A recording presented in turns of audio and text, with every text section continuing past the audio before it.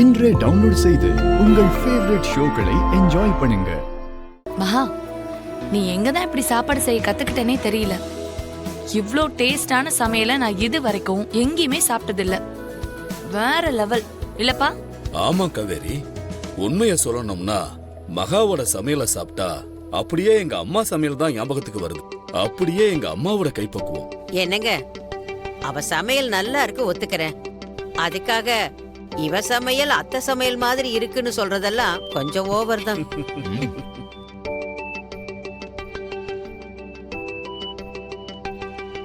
அப்படியெல்லாம் எதுவும் இல்ல வசுந்தரா, நீயே சொல்லு. முதல்ல நான் 4 இட்லி தான் சாப்பிடுவேன். இப்ப அது டபுள் ஆகி 8 இட்லி ஆயிருக்கு. கை பக்குவத்தை விட சமைக்கிறவங்க சமையல் செய்யறப்ப அவங்க குடும்பத்து மேல அக்கறையா சமைச்சாலே அந்த சாப்பாட்டுக்கு தனி ருசி வந்துருமா. மகாவும் அப்படிதான் சமைக்கிறா. நல்லா இருக்குமா?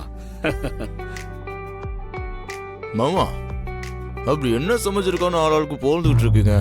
சாதாரணமா தான் இருக்கு, அவ்வளவுதான். என்ன மாப்ள, மகா சமையல சாப்பிட்டதுக்கு அப்புறமும் நீங்க இப்படி பேசுறது வேடிக்கையா இருக்கு. நான் நிஜத்தை தான் சொல்றேன். சமையல்னா எல்லாருக்கும் வராது.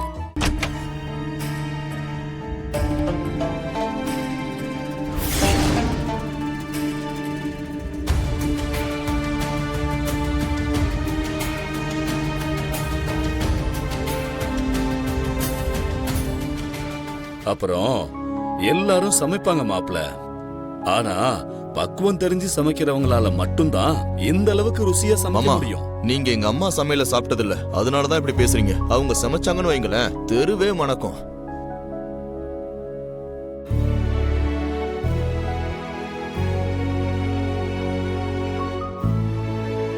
இவங்க எல்லாருக்கும் லக்ஷ்மி பிடிச்சு போச்சு.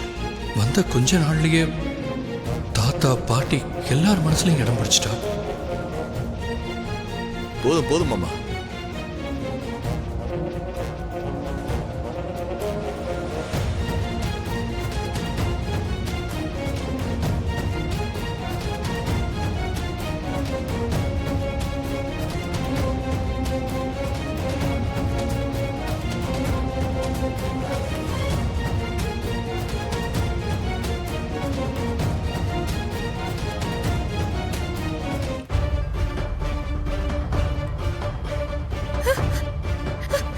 ஐயோ,